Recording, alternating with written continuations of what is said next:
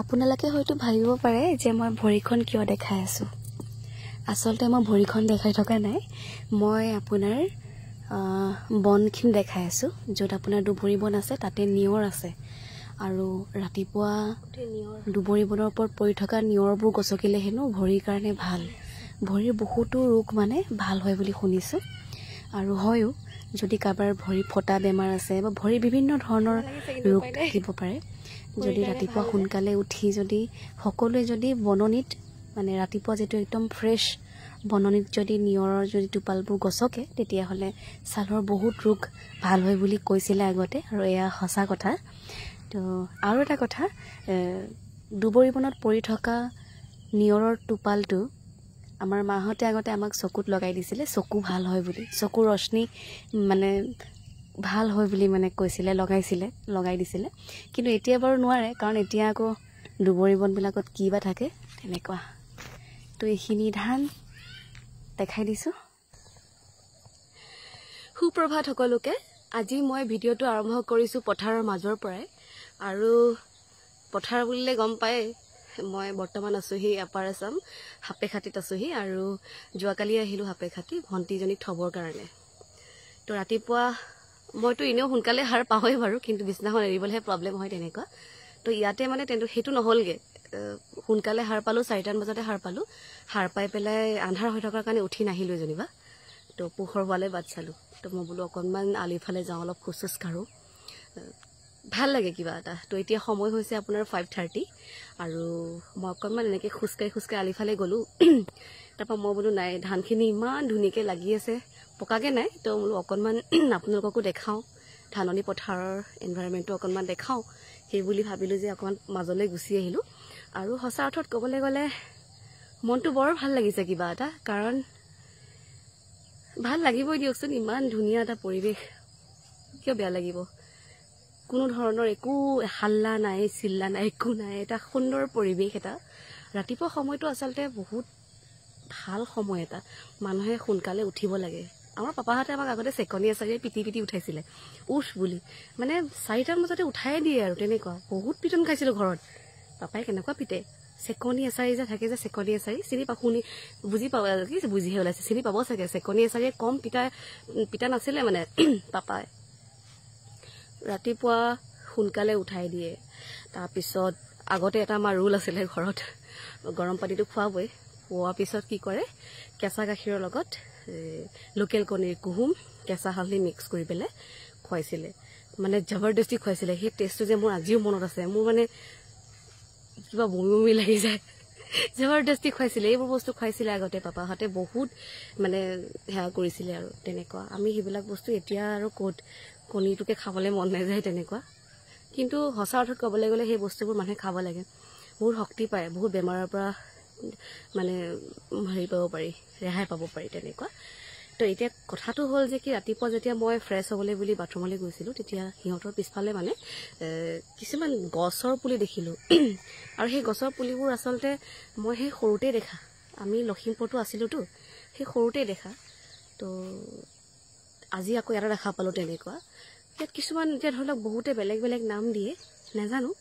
কিন্তু এটা কথা কি জানেনে, আমাৰ বেমাৰ আজাৰ হ'লে আমি চিধা মেডিচিন এটা খাই দিওঁ, এই বেমাৰ হৈছে মেডিচিন খাই দিওঁ তেনেকুৱা। কিন্তু আমি বন ঔষধেৰেও আমাৰ বেমাৰ আমি নিৰাময় কৰিব পাৰোঁ, ভাল কৰিব পাৰোঁ।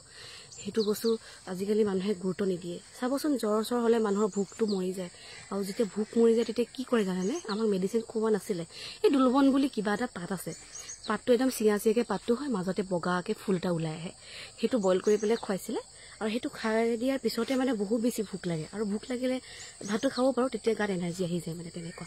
গতিকেলৈ আগৰ দিনৰ মানুহবোৰেতো সেইবোৰেই কৰিছিলে। তেতিয়া আৰু ক'ত ঘপককৈ মেডিচিন খোৱা, কিবা খোৱা। আৰু সেইকাৰণে আগৰ দিনৰ মানুহবিলাক বহুত বেছি ষ্ট্ৰং আছিলে, বহুতেই বেছি ষ্ট্ৰং। আপুনি মানে এতিয়াতো ক'বই লাজ লাগে। আজিকালি এনেকুৱা হৈছে, আমাৰ কিবা এটা হ'লে এই কঁকালৰ বিষ, এই বোলে মূৰৰ বিষ, এই বোলে হাতৰ বিষ। তো এনেকুৱা হয় আপোনাৰ, এইবিলাক বস্তু আজিকালি খুব বেছি হোৱা হৈছে, ক'বলৈ লাজ লগা নহয়নে? কিন্তু আমাৰ এইজত, কিন্তু আমাৰ মাহঁতৰ সেইবোৰ শুনাই নাছিলে। বিষ মানে হৈছে যে বুঢ়া হ'লে বিষ হয়, যেতিয়া বয়স হয়, বহুত বেছি বয়স হয়, তেতিয়াহে বিষ হয়, বেমাৰ হয় বুলি শুনিছিলোঁ। কিন্তু এতিয়া সেই কলি বয়সতে মানুহৰ বহুত বেমাৰ আজাৰ হয়, যিবোৰ আচলতে ডাঙৰ বেমাৰবিলাকৰ কথা কোৱা নাই, যিবোৰ ধৰক গাৰ বিষ হওক, ভৰি বিষ হওক, ছালৰ ৰোগৰ পৰা আদি কৰি সেইবোৰ বস্তু বেমাৰ নাছিলে মানে আগতে, কাৰণ আগতে মানুহে বন ঔষধটো বেছি প্ৰাধান্য দিছিলে তেনেকুৱা। আৰু আজি ভিডিঅ'টো কিন্তু কোনো ধৰণৰ জেগাক দেখুৱাক লৈ নহয়, মই জাষ্ট মোৰ ভাল লগা মুহূৰ্তখিনি মই আপোনাৰ লগত শ্বেয়াৰ কৰিছোঁ। আৰু কিয়নো ভাল নালাগে, পিছফালে গোটেই সেউজীয়া সেউজীয়া পকিছেও বাৰু কিছুমান ধান, মই বোলো আপোনালোকৰ সৈতে শ্বেয়াৰ কৰোঁ। কেতিয়াবা কথা পাতিও ভাল লাগেতো, বৰ নহ'ব। এতিয়া মোৰ সৰুকালৰ স্মৃতিবিলাক মানে মোৰ আজি মনত পৰি গৈছে, মানে সৰুতে পাপা মাহঁতে কি কি কৰিছিলে, কি কি নাই কৰা সেইবোৰ বস্তু, আৰু কিছুমান বনৌষধ মানে চিনি পাই গৈছোঁ আৰু মনত থাকি গৈছে মানে তেনেকুৱা। তো কি ক'ম, বৰ ধুনীয়া পৰিৱেশ।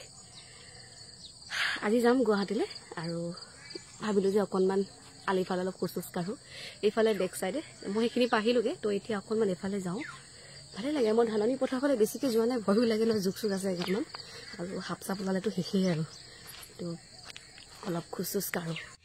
এইজোপাই হৈছে দোলবনৰ গছ। মই অলপ আগতে কৈছিলোঁ ন যে বন ঔষধৰ কথা, তো এই গছজোপাক আমি দোলবন বুলি জানো। আৰু ইয়াতে এতিয়া আপোনাৰ ফুল ফুলা নাই, কিন্তু ইয়াতে ফুল ফুলে এইখিনিতে। তো কেইবাপাহো ফুল ফুলে, আৰু যেতিয়া মানুহৰ জ্বৰ হয় ন, জ্বৰ হ'লে মানে কি হয়, মানুহৰ ভোক নোহোৱা হৈ যায়, আৰু ভোক নোহোৱা হোৱাৰ লগে লগে আপোনাৰ মানুহজন বেছি দুৰ্বল হৈ যায়, তো ভাতটো খাবই লাগিব তেনেকুৱা। তো তেতিয়া আমাক মাহঁতে কি কৰিছিলে, এই পাতটো বইল কৰি পেলাই আমাক আলুৰ লগত মিহলি কৰি পিটিকা কৰি পেলাই খুৱাইছিলে। আৰু এইটো আপোনালোকে বইল কৰি আলুৰ লগত নহ'লেও ইভাগেও পিটিকিও খাব পাৰে, বা কেঁচাইও খাব পাৰে তেনেকুৱা। কিন্তু এইজোপা কিন্তু আপোনালোকে জংঘল বুলি ভাবি কাটি নেপেলাব, কাৰণ এইজোপা বিৰাটেই ভাল বন ঔষধ হয়। আৰু সঁচাকৈ মই আজিও প্ৰমাণিত, মানে যেতিয়া জ্বৰ হয় নহয়, যেতিয়া খাবলৈ মন নাযায়, সৰু ল'ৰা ছোৱালী হওক, বুঢ়া বুঢ়ী হওক, কথা নাই, চবেই খাব পাৰে, তেতিয়া ভোকটো লাগে মানে। এই পাতটো যদি আপোনালোকে খায়, ভোক লাগে, আৰু ভোক লাগিলেতো অভিয়াছলি গা চা ভাল হৈ যাব দিয়কচোন তেনেকুৱা। আমাক আগতে জ্বৰ হওঁতে কিন্তু মাহঁতে মেডিচিন নহয় দেই, আমাক এইবিলাক খুৱাই ভাল কৰিছিলে। গতিকেলৈ আজিও মনত আছে, সেইকাৰণে ভাবিলোঁ যে আপোনালোকক আজি অকণমান দেখাই দিওঁ। গছজোপা এনেকুৱা, ওপৰত খালি অকণমান চিমেণ্ট পৰি আছে, তো সেইটো হেৰি নকৰিব, খালি পাতটো চাই লওক। বহুতে হয়তো জানিব পাৰে, জানে চাগে, কিন্তু বহুতে জংঘল বুলি ভাবি পেলাই কাটি দিয়ে তেনেকুৱা। গতিকেলৈ মন কৰিব দেই, এইটো বহুত ভাল মানে বন ঔষধ হয় তেনেকুৱা। আৰু এজোপা বন ঔষধহে হয়।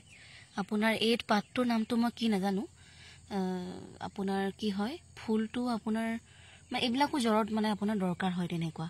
কিবা বমি বমি লাগিলে মানে কি হয়, এই পাতটো এনেকৈ ছিঙি পেলাই নাকত যদি লগাই দিয়ে, তেতিয়াহ'লে বমি বমি লগাটো বন্ধ হয়। এইজোপা বন ঔষধহে হয় দেই, মানে নামটো মই পাহৰিছোঁ, কিন্তু বহুতে হয়তো জানিব পাৰে। এই পাতখিলাৰ মহত্ব আছে, আৰু এই ফুলটোৰ মহত্ব আছে। মানুহৰ ছাপ'জ কেতিয়াবা গাড়ীত এনেকৈ গৈ থাকিলে বমি বমি যেতিয়া লাগে নহয়, তেতিয়া এই পাতটো এনেকৈ হাতত কোনোবাই লৈয়ে যায়, বহুতে ছিঙি পেলাই এনেকৈ মোহাৰি নাকত শুঙি থাকিলে মানে বমি বমি ভাৱটো নোহোৱা হয়। আৰু বহুতো কিবা কিবি আছে ইয়াৰ উপকাৰিতা, মই ভালদৰে নাজানিম। বহুত ধুনীয়া, চাই লওক এইজোপা। খিনি ধানৰ খেতি মই অকণমান দেখাই দিছোঁ দেই। এয়া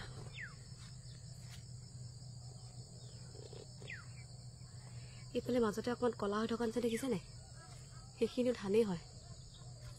সেইখিনি কলা বৰা বুলি কৈছিলে, যোৱাকালি সোধোতে কলা বৰা খেতি বুলি কৈছিলে। এইখিনি চাওক, এইখিনি হ'ল কলা বৰা ধানৰ খেতি। অলপ জুম কৰি দিছোঁ, অলপ ওচৰৰ পৰা দেখাই দিছোঁ ৰ'ব। এইবোৰ তেনেকুৱা, এইখিনি গোটেইখিনি কলা বৰা। তাৰপৰা এইফালে কি ধান নাজানো, আৰু কিবা এটা ভাল লাগিছে দেখাত।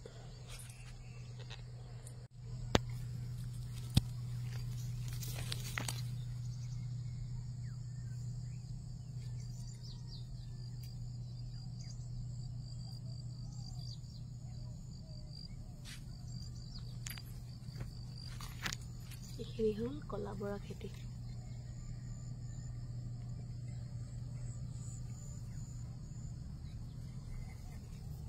আৰু এইটো আলি।